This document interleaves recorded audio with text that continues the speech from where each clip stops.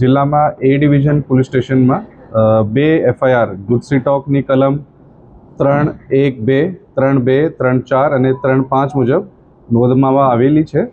આ 2 FIR જામનગર જિલ્લામાં 2 ટોલકીઓ જે અસલમ કરીમ ખિલજીની ટોલકી અને એના 18 સાગરીતો અને બીજી FIR અલ્તાફ ગફાર ખફી અને એની ટોલકીના 11 માણસો વિરુદ્ધ ગુજસી ટોક કલમ હેઠળ નોંધવામાં આવેલી છે।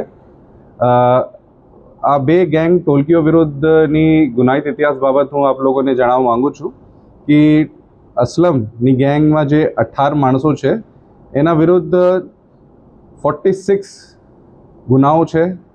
અલ્તાફ અને એની ટોલકી ઉપર 52 ગુનાઓ નોંધવામાં આવેલા છે।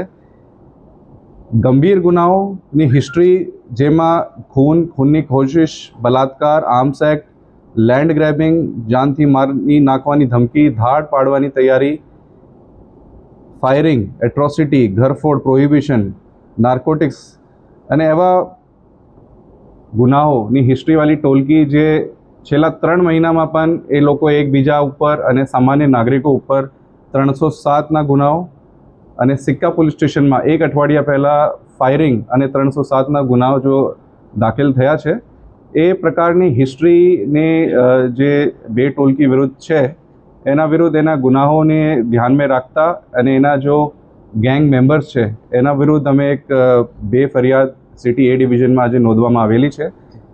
એના પછી અસલમ ખિલજી અને એને 18 સાગરીતોમાંથી અત્યારે અમે 13 આરોપીઓની ધરપકડ કરેલી છે।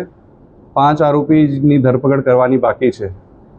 અલ્તાફ ગફાર ખફીની 11 લોકોની જે ટોલકી વિરુદ્ધ અમે ગુના દાખલ કર્યું છે એમાંથી 8 આરોપીઓ અત્યારે જેલમાં છે જે ફાયરિંગ અને 307ના ગુનામાં આરોપી છે અને એક આરોપીને અમે આજે અરેસ્ટ કર્યું છે અને 2 બાકી છે।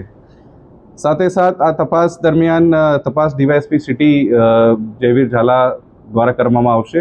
આ તપાસમાં અન્ય કોઈ ગેંગ મેમ્બર, અન્ય કોઈ માણસ એની મદદ સગવડ કરતા આપતા હોય એની પણ અમે એની ધરપકડ કરશું। સાથે એ લોકોએ જે પણ ગેરકાયદેસર મિલકત પોતાની એ ગુનાહિત ઇતિહાસથી અને પ્રવૃત્તિઓથી જે વસાવી છે એની પણ અમે તપાસ કરવામાં આવશે અમારી દ્વારા। ગુજસી ટોકની જે કલમો હેઠળ આ ગુનો નોંધવામાં આવ્યો છે એ કલમોમાં શું સમાવેશ થાય છે? ખાસ કરીને જે કલમ છે જેમાં ગુનાહિત ટોલકી ઓર્ગેનાઇઝડ ક્રાઇમ સિન્ડિકેટ જેમાં કહેવામાં આવે છે, જે ટોલકી એક્ટિવ હોય, જેની ગતિવિધિઓ ચાલતી હોય, જે રીતે મેં કીધું આપને છેલ્લા 6 મહિનામાં એ લોકોએ 3 થી 4 ગંભીર ગુના એકબીજા ઉપર કર્યું છે। સાથે આમને સામનેના ગુનાઓ છે અને સાથે સામાન્ય નાગરિકોને હેરાન કરવાની અને વિરુદ્ધ પણ ગુના કરવાની એ ટેવવાલા છે।